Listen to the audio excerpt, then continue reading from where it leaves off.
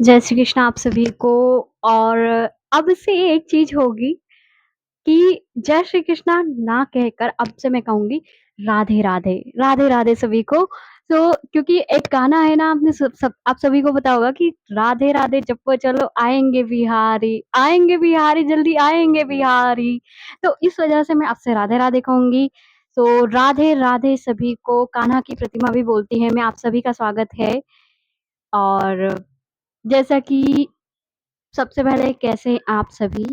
आशा करती हूँ आप सभी बहुत अच्छे होंगे और मैं भी यहाँ पर बहुत अच्छी हूँ। और भगवान श्री कृष्ण, सारी सृष्टि का के निर्माता तो भगवान, हमारे भगवान ही है। कृष्णा जी, कृष्णा ही है। कृष्णा ही रचयिता है, कृष्णा ही पालन करता है, कृष्णा ही संहार करता है। मेरे लिए कृष्णा ही सब कुछ है।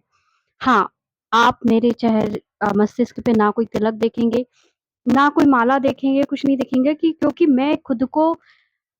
मैंने कोई नियम धर्म व्रत पालन कुछ नहीं किया। अपने आप से कृष्णा मेरी लाइफ में आए हैं और मैं उसे ऐसे ही बनाए रखना चाहती हूँ, क्योंकि मुझे ऐसा लगता है कि अगर मैंने किसी नियमों में बांध दिया तो कहीं ऐसा ना हो कि भक्ति का बोझ मुझे महसूस होने लगे।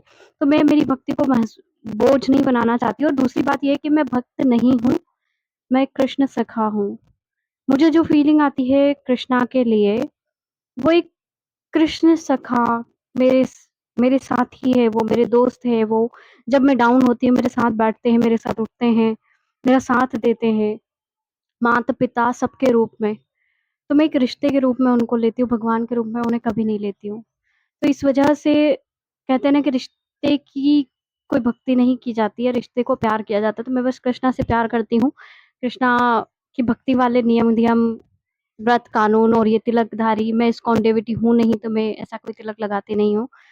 तो बस ये जो भी फीलिंग है, आप हो सकता है इसे एग्री करें, हो सकता है आप डिसएग्री करें, आई डोंट नो। क्योंकि नियमों को मानने वाले बहुत हैं और मैं उनको ठेस नहीं पहुँचाना चाहती हूँ। मैं उनकी रिस्पेक्ट करती हूँ।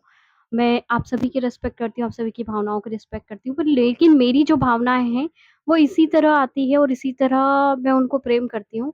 मैं तो उन्हें डाँटती भी हूँ, मैं उन्हें चिल्लाती भी हूँ, मैं उन्हें उनके साथ मज़ाक भी करती हूँ। तो मेरे लिए कृष्णा एक लिविंग लिविंग पर्सन है। मेरे साथ जैसे मेरा कोई दोस्त होता है वैसे है। तो बहुत सारी चीज़ें हो रही है, आई डोंट नो आप समझ पा रहे नहीं समझ पा रहे, बट आप सब हर्ट मत होना। और कृष्णा दोस्त है मेरे, बस दोस्त है।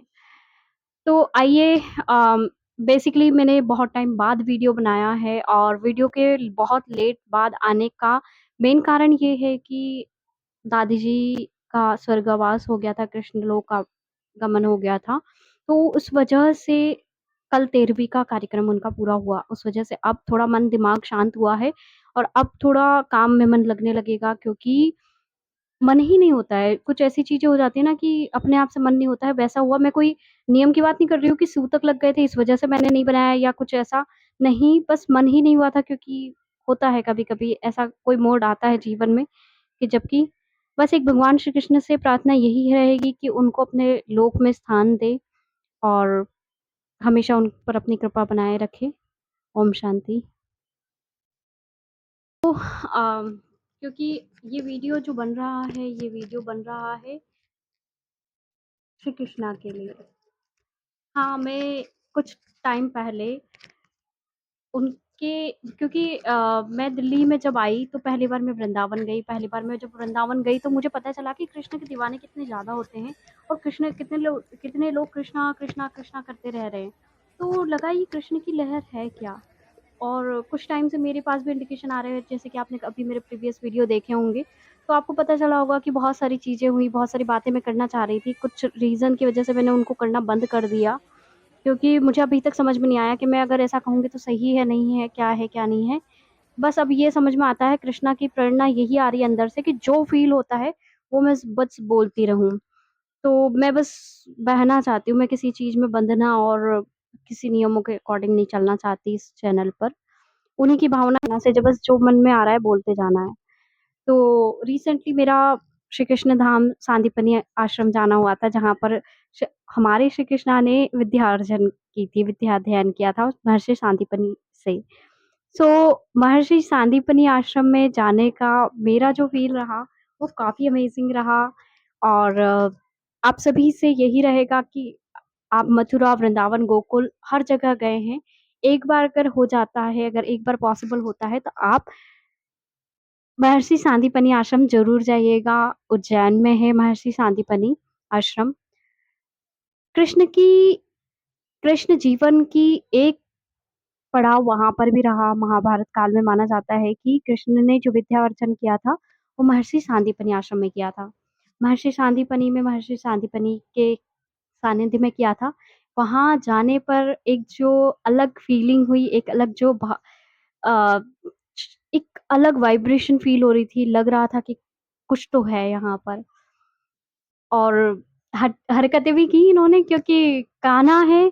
और कान्हा को एक तो जगत गुरु के नाम से भी जाना जाता है उनके ज्ञान के लिए, और दूसरा आप सभी को पता है कि अठखेलिया करना इनकी आदत है। और महाचोर है कृष्णा, महाचोर। तो महाचोर कृष्णा सबसे बड़ा चोर, और क्या-क्या कर सकता है, ये जब वहाँ पर गए तो कहीं से चप्पल दर्शन हो नहीं गए जाने पूरे। दी। मैंने क्योंकि लोगों मैं के उज्जैन चिट-चिट दर्शन के लिए निकली थी, फड़फड़िए। मैंने उज्जैन के सारे दर्शन किए, बुरा लगा महाकालेश्वर मंदिर और हरसिद्धि माता मंदिर, बड़ा गणेश, द्वारकाधीश मंदिर, सब जगह पूरा दर्शन एक दिन का हो गया। दूसरा दिन दर्शन पे मैं मंगलनाथ रोड, स्लीपर पसंद मंगलनाथ आती है। भगवान के पास, और बहुत सारे उधर तीर्थ स्थल है, जैसे गढ़कालिका मंदिर, काल भैरव मंदिर, तो वहाँ सब जाने का हुआ। एक तो बारिश इतनी कड़ाके की बारिश हो रही थी, ऐसा लग रहा था कि कृष्ण जन्म के समय जो बारिश हो रही थी, वैसी बारिश हो रही थी। पूरी पूरे दिन बारिश हुई, पूरे दिन बारिश, तर-बतर बिल्कुल लाइनों में खड़े रहे, बारिश होती रही, ऊपर से बारिश हो रही है। मोबाइल्स वगैरह का कोई ध्यान-व्यान था नहीं, क्योंकि रखी कहाँ, वो तो स्कूटी थी, स्कूटी की डिक्की में रख लिया था। और सारे दर्शन करने के बाद लास्टली हम गए थे सांदीपनि आश्रम, क्योंकि वो उसी रोड पे रहता है। तो हम लास्ट में आते टाइम पड़ता है, तो पहले उधर से दर्शन करते हुए महर्षि सांदीपनि आश्रम गए थे। मैं बेसिकली उज्जैन गई ही महर्षि सांदीपनि आश्रम के लिए थी, और बाबा महाकालेश्वर, गढ़कालिका माता शक्तिपीठ से मिलने, माता हरसिद्धि से मिलने।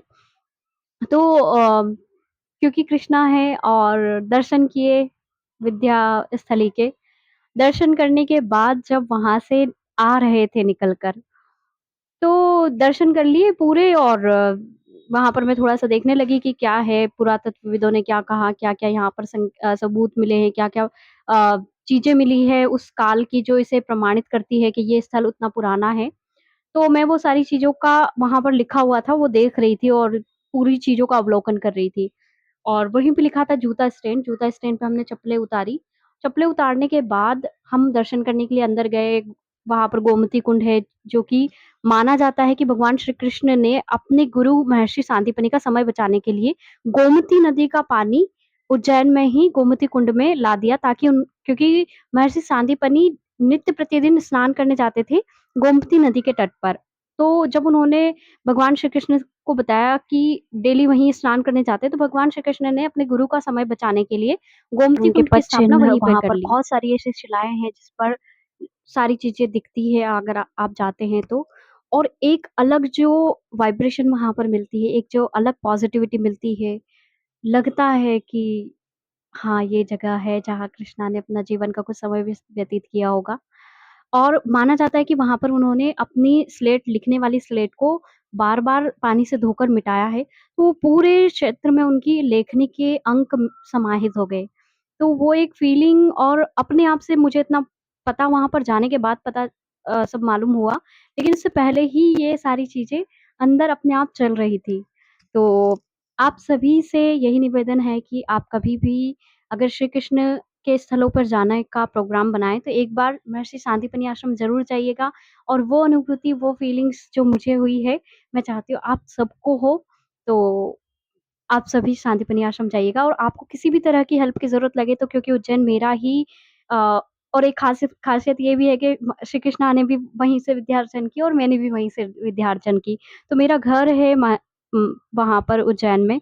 आपको किसी भी तरह की कोई भी समस्या आए, आप इस वीडियो के ज़रिए अगर जा रहे हैं, तो आप कभी भी मुझे कमेंट कर सकते हैं। आपकी कोई भी समस्या रहेगी, उसके लिए मैं हमेशा आपके लिए हूँ। आप ज़रूर अपना कमेंट कीजिएगा। और आपको कोई भी इन्फॉर्मेशन चाहिए, वो भी आप बता सकते हैं वहाँ से जुड़ी। और तब तक के लिए राधे राधे। राधे राधे, जप्पू चलो आएंगे बिहारी।